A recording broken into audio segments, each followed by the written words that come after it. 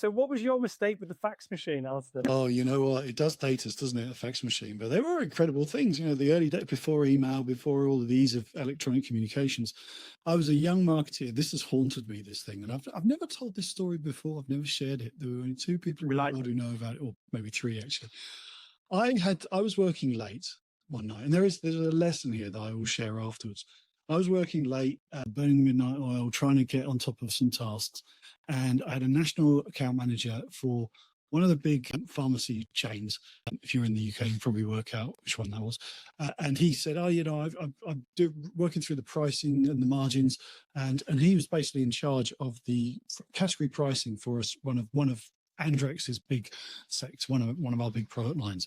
And he said, "Can you fax me the price list?" So this is a very confidential document, as I'm sure you can appreciate. It's got the pricing for every retailer in the UK, from Tesco, Asda, you know, they're all on there.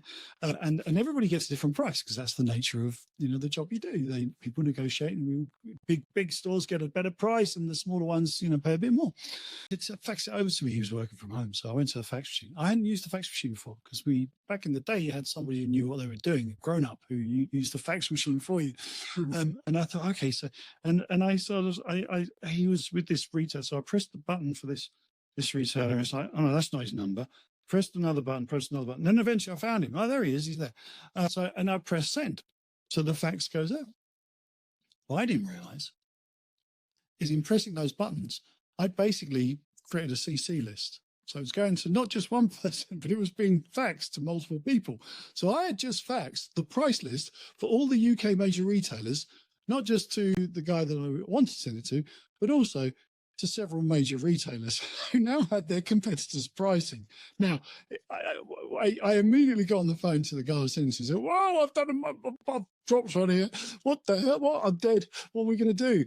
He was brilliant because he knew people who worked in those companies, and he phoned them up and said, "Look, I really need a favour. I need to get this off the fax machine and dispose of it confidentially because it shouldn't have been sent to you." And they did, or at least they said they did.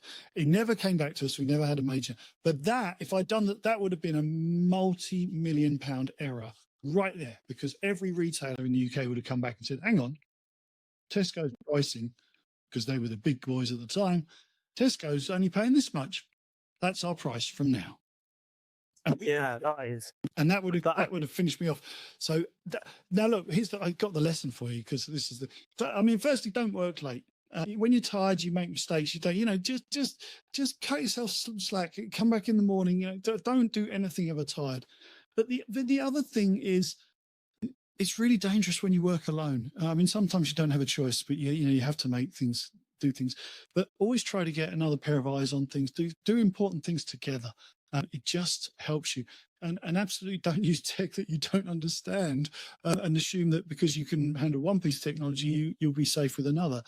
It's the modern day equivalent of emailing all of your customers the price list, which would be catastrophic, and it would have major data protection implications as well.